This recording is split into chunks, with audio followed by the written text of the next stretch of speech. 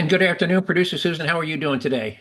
I'm doing great, Jersey Joe. It's a beautiful day outside. How about you? Yo, you keeping warm out there, or do you have to put the It's a little heavy winter coat? toasty. A It's a little little toasty. toasty. All right, got a few more weeks of that here. Some heavy, the typical thunderstorms, trees coming down, crushing people's cars, and it's about the same in Colorado. I understand they've had some 100-degree days out there. Yeah, I heard it's pretty brutal out in Yeah. Denver. By the way, just side note, I hadn't planned to talk about. You know why they call them the dog days of summer? No. Because this is the type of year, I forget which constellation they're in, but Sirius, the dog star, Uh, is visible in the night sky this time of year, and that's why. okay. So when you can see Sirius, the dog star, that's why it's the dog days of summer. Anyway, speaking of the dog days of summer, today is Tuesday, August 4th, and you'll probably hear this on August 5th. Got a bunch of stuff to talk about. Don't know if we'll get to it as usual. Stupidest thing all week. We'll tell you about a ballot initiative in Colorado that would require you to get a license and pay a fee in order to take pictures of wildlife in your backyard and then post them online. Well, that sounds really crazy. In our quote of the week, this week is from our old friend, economist Thomas Sowell, pointing out the folly of people who oppose wealth creations in this country. Oh, we need to take all their money away and blah, blah, they oppose wealth creation. How stupid can you get? All right. We'll play a clip from Bill Maher pointing out why he believes that many of the people who identify as Democrats, socialists are morons. it's it's yeah, again, yeah, he must be a conservative in disguise, but he keeps saying you guys are morons. We'll play a clip of the results taken by the European Union Parliament that completely reverses the stand they have had on immigration for years now. It's just a stunning turnaround because they've had this open borders policy for 20 years. Well, everybody's welcome. Well, they've decided maybe we need to rethink that, and we'll play a clip of the vote, and it's really stunning. Um, we'll also tell you about a state that has been balancing their budget by cutting funding to public schools in order to balance the budget. But we'll tell you how the governor of that state has suddenly decided in the midst of this fiscal crisis that she was able to find $20 million to set up a legal fund for illegal immigrants. That should piss some teachers off. Yeah, we have to cut school budgets, but yeah, we're going to set up a legal defense fund for illegal immigrants. Yeah. Um, we'll tell you how much the New York Metropolitan Transit Authority, also known as the MTA, is costing taxpayers, including the ones who never ride it, and why New York State and why you should care about it, even though you're not a resident of New York State and never gone to New York City. We'll tell you one of the reasons of Gen Z generation is having a hard time saving money to buy a house. Time permitting, we'll play a clip of comedian Jerry Seinfeld dealing with a pro-Palestinian, anti-Israel protester at one of his comedy shows in Australia. We'll tell you about how a good guy with a gun saved lives in Idaho this past weekend when he intervened in a mass shooting rampage. And our taxpayer Lee shot from Scottsdale, Arizona, where a homeowner shoots and kills a naked man who was inside one of his kids' rooms. Yeah, you think we got enough to fill 30 minutes? That's quite a bit. All right, I'll try to race through this. All right. All right, our economist Thomas Sowell, who said, since wealth is the only thing that can cure poverty, you might think that the left would be as obsessed with the creation of wealth as they are redistributing other people's wealth. But you would be wrong. Mm. Yeah. Think about it. Wealth, Amazon employs 1 million people. Walmart employs 1.5 million people. Tesla, Starlink, SpaceX, these companies are employing millions and millions of people. Microsoft, it's that wealth and the people who took the risk with their wealth to build these uh, companies that are employing literally millions of people with very high paying jobs. And the socialists want to basically redistribute their wealth. And if you redistribute wealth and make it impossible to be wealth, who's going to take the gamble to invest in and start these companies? Yeah. Nobody. Nobody. All Yeah. right. Let's go on to the stupidest thing I've heard all week. In Colorado, a woman who is an employee of the Colorado Parks and Wildlife Department, CPW, is proposing now she has to get signatures, so she's put this up to gain signatures. She's proposing a ballot measure that would require any person who took a picture of any Colorado wildlife, and wildlife, by the way, includes insects, bees and butterflies are wildlife. So she says, if you want to take a picture of any Colorado wild and use it for any commercial purpose, including posting it on Instagram or TikToks, you have to buy an annual license from the Colorado Parks and Wildlife Division for $35. And if you don't buy the license and you do that anyway, we're going to fine you. That's her proposal. Now it's going to have to be voted on. If she gets enough signatures to get it on the ballot, it would have to be voted on. But how stupid is that? You have to get a license to take a picture and post it on, How do you even enforce that? I doubt it because I think that'd be a free speech issue. And she's trying to make it analogous to a hunting license. Well, in a hunting license, you literally take a deer, you take an elk, and Yeah. you remove it from the population. Taking a picture does not remove an animal from the Yeah. population. Taking a picture of a butterfly does not remove it from the environment. So Yeah. That is, yeah. I, that's a I, suit. I just, yeah. Oh, let's do a little humor. I heard this today in the radio. College professors are having this time. They were giving out assignments, and students are having AI do their assignments for them.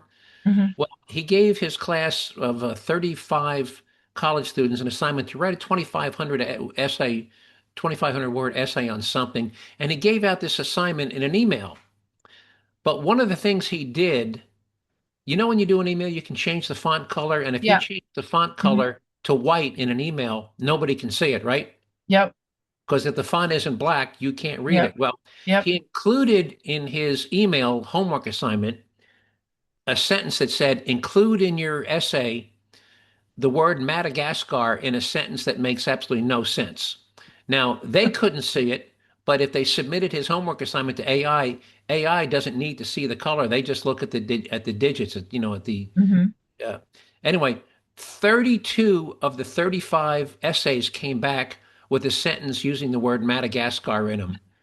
Which means not only did they use AI to write their essay, they didn't even bother to read their essay. Yeah. Proofread it. They Yeah. didn't even proofread it before submitting it. So how's that for slick? Yeah. Yeah. Anyway, if you were a teacher, just remember, folks, if any of you are out there are teachers or you're married to a teacher, let them know if they want to find out who's using AI. Slip in an invisible command in the homework and see, and if that invisible command shows up in their paper, that means they submitted it to AI. All right. Let's move on to Bill Maher telling people why he thinks these Democrats, socialists of America are nuts. And here we go. All right. Hang on, Bill.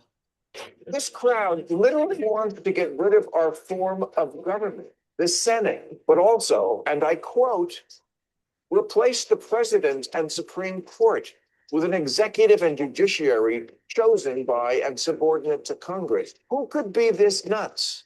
I'll tell you who, morons who are still wearing COVID masks in 2026. Since the far left is overwhelmingly made up of women, ultra woke white people, you raised your kids wrong. What do you think? Is he right that they're made up of affluent white kids? And if so, Yeah. if they're Democrats, social of America, you raised your kids wrong. Yeah. So, right. All right. So let's move on to the EU. Now, for years and years, the EU said, hey, open borders. Yeah, we have 100,000 immigrants from Syria and Lebanon and wherever. Yeah, come on in. Now, two countries, and I think we talked about Poland, said, no, you can't come in unless you're an engineer or a doctor or a scientist. And Hungary, and by the way, and Poland, I think we talked about, has rocketed. Their gross domestic product is now per capita is now higher than that of Japan. Yes. Yeah. Um, and Hungary and uh, Poland and Hungary took a lot of crap from the rest. Oh, you got closed borders. You're not being a good neighbor. Well, guess what? And I don't know if you've heard about all the rape gangs they've had in Sweden, and No. and the no. Well, Sweden's had a terrible problem with rape gangs. Same thing in London. Um, Paris has had no-go zones for years now, where the police won't go because some of the Muslim communities are enforcing their own laws, and they're literally called no-go zones. Well, here's what the European Union finally did, and this truly is earth-breaking. It's a complete 180 from where they were, and here we go. And this is Dr. Steve Turley, by the way. Something historic just happened in Brussels. And it is adopted. So the okay.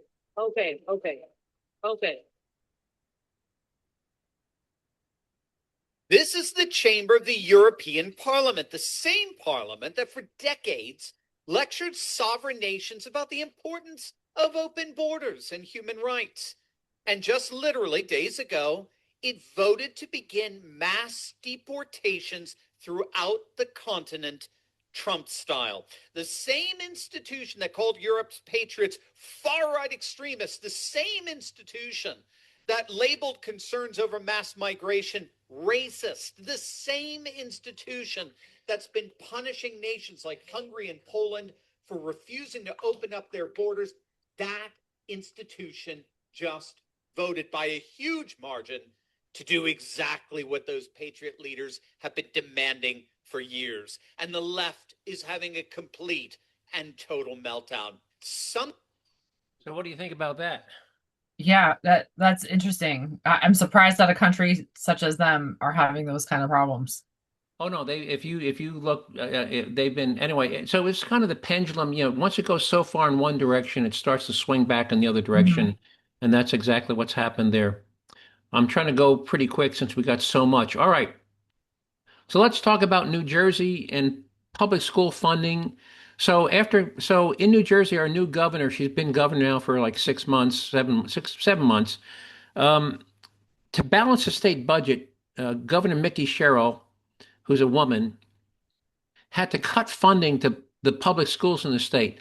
Yet somehow last week, she found $20 million to create a legal defense fund for the tens of thousands of illegal immigrants living in this state.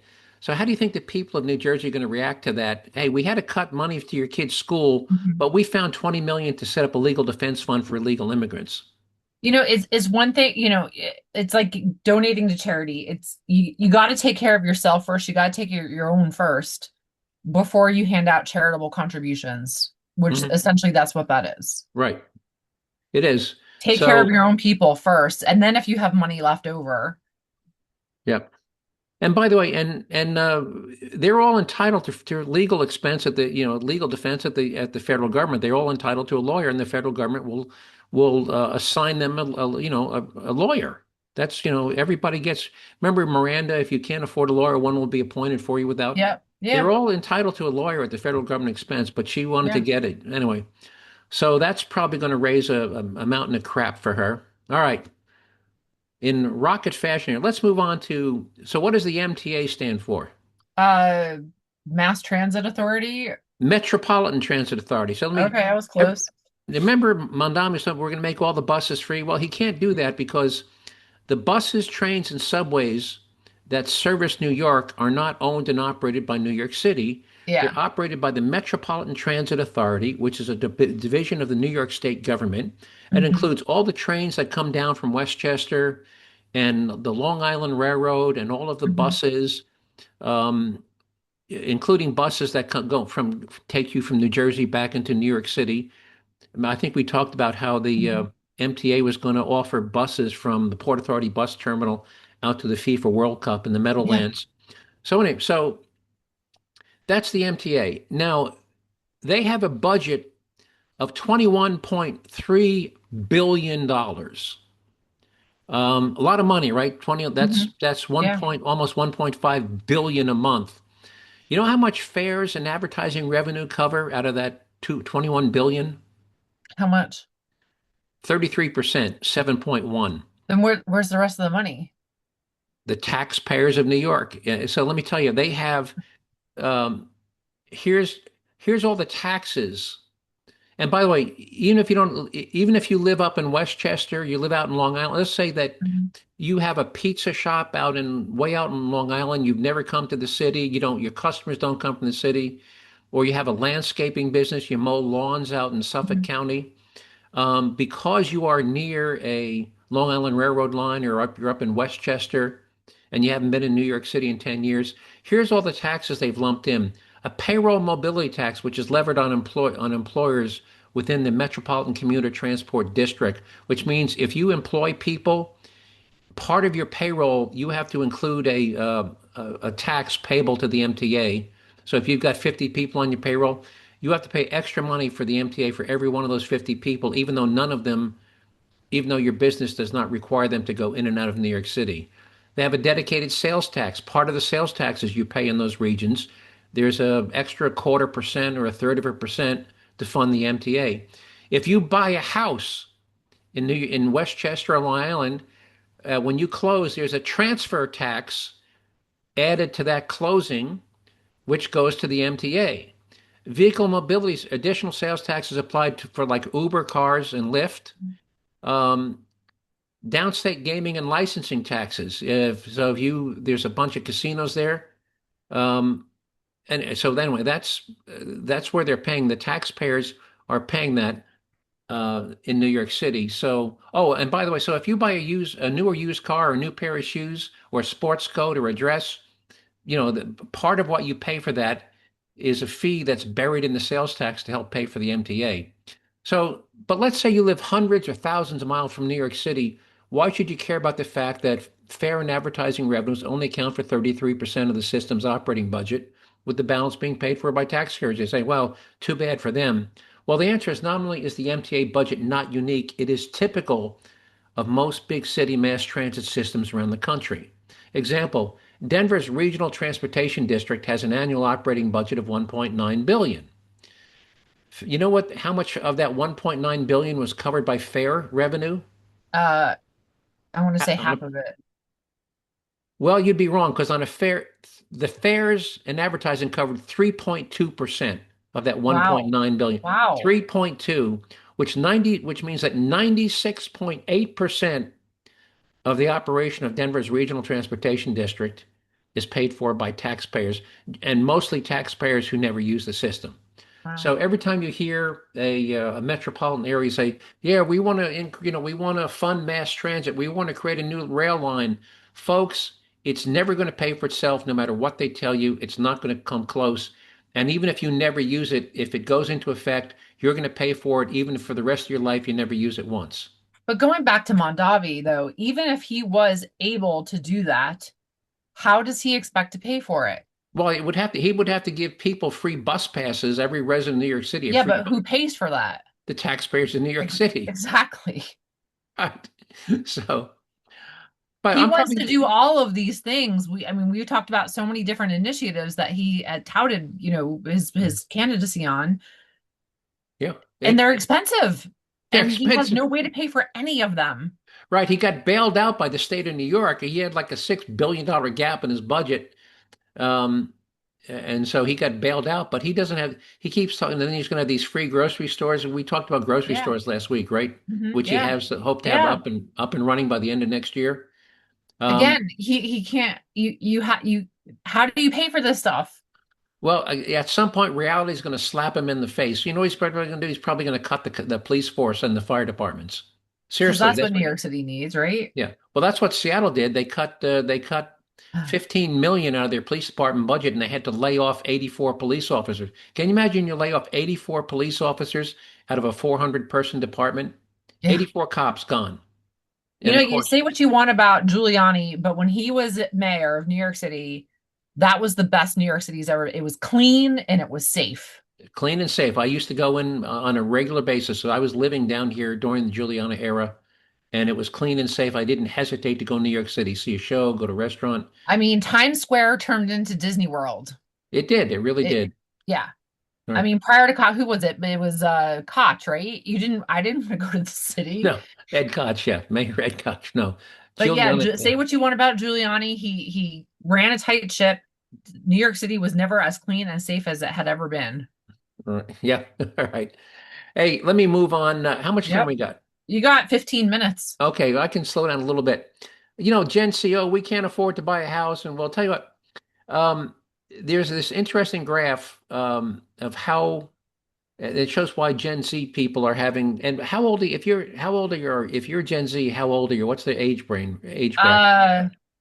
I think born in 2000, maybe So that would make you like age 26 to 20, yeah, in the 20s, early 20s, 20s. early. All right.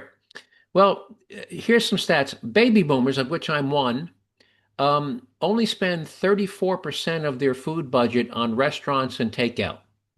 And the other 62% is grocery store food that they Mhm. cook at home. And if you had to guess yourself, what percentage of your food budget do you spend on restaurants and takeout, and what percentage do you cook for yourself? How would you say you split your food budget between You know, restaurants? I'll say thing when the pandemic happened, I noticed a dramatic shift and I didn't realize how much we were eating out prior to the pandemic and not realizing how much money like even if you're just going for pizza, you're dropping $20. Yep. You go So to right like now, even a casual sit down, you're still spending $40. And I didn't realize how much money we were going out spending until the pandemic, and then not going out at all because of the sure. pandemic, and then realizing, wow, I have my grocery bill was like $400. Yeah, but what were you But spending then I on? was probably spending twice that going out to dinner. So today, what percentage of your food budget do you think We you probably go spend? out once a week. Okay, but on a percent of the total amount you Uh, spend on food, what percentage do you think you spend on restaurants? 10%. I'll say 10% of my grocery bill is Okay. $400 and we spend $40 out, that's Now, 10%. do you know on average what percentage that Gen Z is spending on restaurants and takeout food? What? 68%. Wow. Well, that's why they can't afford a house. That's why they can't. Seriously, that's why the only 32% of their food budget is spent on cook at home groceries. They're spending 68% of their food budget on restaurants and of the 68, 46% is restaurants and 22% is takeout, like DoorDash or Yeah, that's ordering. the other thing that is crazy to me is the DoorDash and the Uber Eats. I just can't like the only thing that was popular when, growing up was pizza delivery. That was it. That was it. Yeah. I mean, by the way, if you get a Chick-fil-A sandwich and whatnot, the Chick-fil-A, might and the fries might be $10, but the DoorDash is another 10. It's $20, Yeah. That 22 bucks. that yeah, that is great. And the Instacart and the even the grocery delivery is expensive. Yep. So anyway, so if Gen Z complain about, well, we can't save enough money to get a down payment for a house, Mhm. here's a suggestion: learn to cook. All Yeah. right. All right. The next clip is great. This is the comedian Jerry Seinfeld, and he's still doing shows. And this one, he's down in Melbourne, Australia, doing a comedy show. And it turns out there's a pro-Palestinian, anti-Israel, anti-Jew heckler in the audience. And listen to how he handles this heckler. It's great. What's that? Oh, you're back! They're back! The protesters are back! I missed you! Oh, you're not doing well. It's so hard for you. You gotta, yes, listen, dude, listen.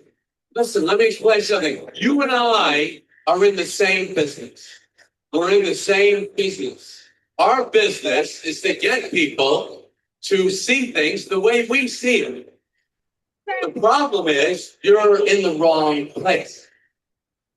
You hear how well I'm doing? This is what you want. You want to do well like I am. Look at the people here to hear me. Look at what happened to you.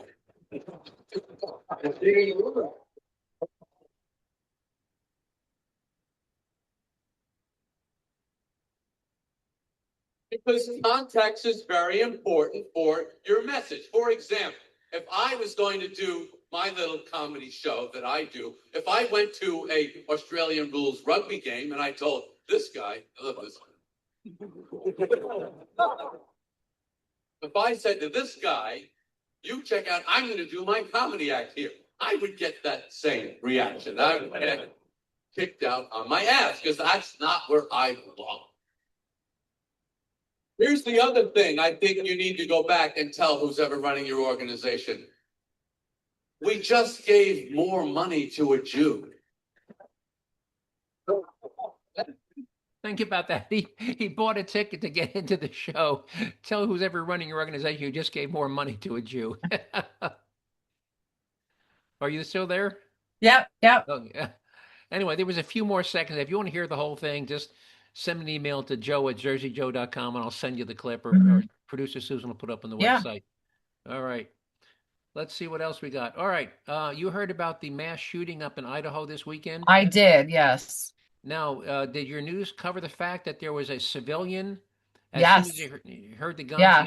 he's, anyway, here's a clip. And There the was an police, off-duty officer and a civilian. right, and the often it was name was Jordan Salinas. He's a healthcare where he heard it. He ran to his car. He got his gun. Now, we don't think he hit the guy, but the reports are as soon as he started shooting at the guy, that the guy ducked for cover and stayed cover and eventually killed himself. So let me play the clip of the news report. The guy's name is Jordan Salinas. Here we go. Images from the scene are revealing this person who we're learning is a Jordan Salinas, a bystander who drew his own weapon on the suspect, telling the Idaho statesman he had just pulled into the parking lot when he heard the gunfire, saying he felt no fear. Both him and an off-duty state trooper returned fire with the shooter, police now hailing them as heroes. Yep. Once again, as the shooting stops, in almost every mass Yeah. shooting, the shooting only stops when a good guy with a gun shows up on scene. In this case, we had two good guys with gun, a civilian and an off-duty cop. Yeah, it was my understanding that the shooter took his own life, but the Yep. fact that these two people stepped up when it Yep. mattered. Yeah, and all of a sudden he said, "Oh crap, I got to go hide because they're shooting at me," Mhm. which means he couldn't shoot at anybody else. All right. How much? All right, taxpayer relief shot. Yeah. No, I'm not going to play the intro, but so this is Scottsdale, Arizona. A father late at night, he's outside and all of a sudden he hears his dog barking, and he goes inside and he finds a naked man in his kid's bedroom.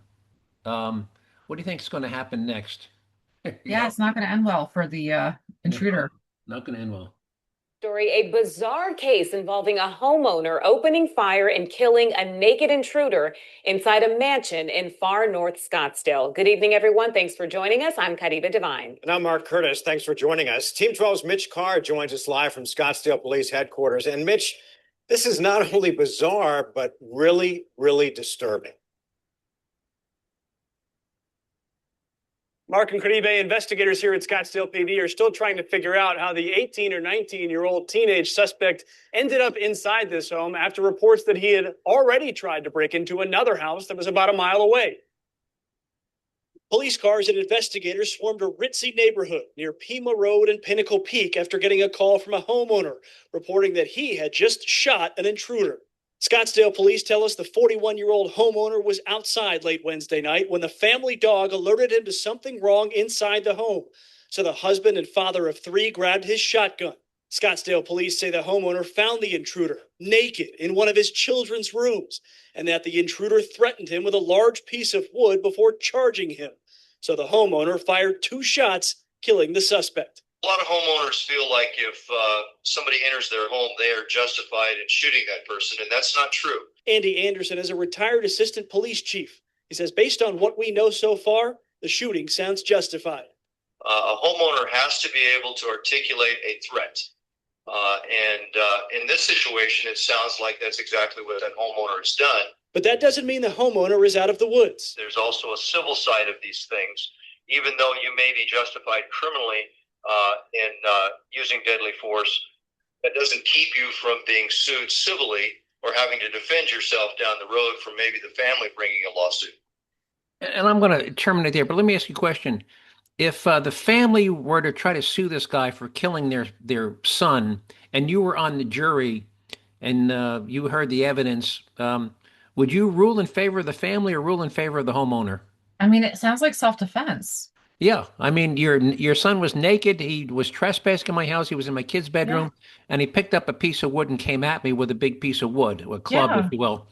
So you would vote in favor of the homeowner and not the parents of the kid. Yeah.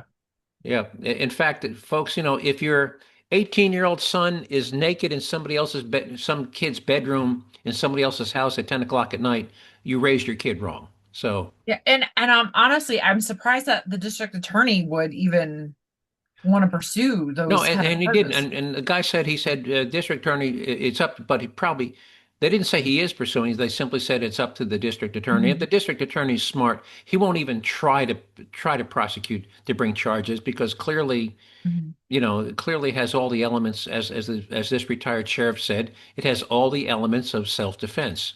So Yeah. I think the district attorney would have to be an idiot to try to bring criminal charges because it's a loser from the get-go. All right, anything you want to add before we sign off? Nope. All right. Well, then, folks, I want to thank all of you who listen to this podcast for giving up 30 minutes out of your busy day to listen to me ramble on about the things that I find of interest and importance. And if you found them as interesting and important as I did, I hope in the weeks and months to come, you continue to listen. If you want to see some of the materials or story links you heard me talk about today, if you give producer Susan a couple of days, you'll be able to find them on the Jerzee Joe website at jerzeejoe.com. You just have to spell Jerzee, J-E-R, as in Robert, Z as in zebra, E-E, Jerzee, jerzeejoe.com with no space. And if you'd like to have me send you one of these links directly to your inbox, just send me an email to joe@jerzeejoe.com. Or if you have a question or a suggested show topic, or you want to get added to our distribution list, just send me an email to joe@jerzeejoe.com. Just remember to spell Jersey with an R, a Z, and two E's. And with that, producer Susan, you got anything else before we sign off? Nope. All right. I can't believe it's August. All right. Talk to you next week. You take care. Bye-bye. Bye-bye.